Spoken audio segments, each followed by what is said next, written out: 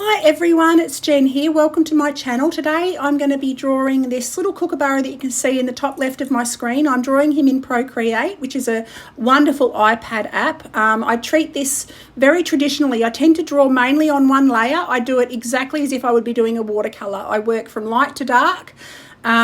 Most of the way. At the end I'll add highlights, like final highlights and final darks, but I do everything pretty much on one layer. I draw the shape, get the proportions how I want them, so I measure everything against the head. Like for example, this kookaburra, his head, from the top of his head to the base of his neck, I use that measurement, and 2 times that is the length of his body, and 2 times that is the length of his tail, and 1.5 times that is the width of his body from his back to his chest. So I measure everything against the head of every animal I pretty much draw. So that's how I come up with this little guy's proportions.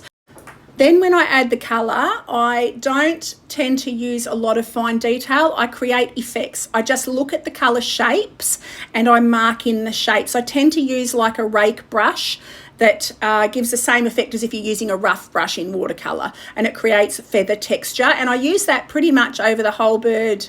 And when I'm adding the texture to the bark, I'll start with the base colours of greys, whites and browns, and then I add the texture over the top.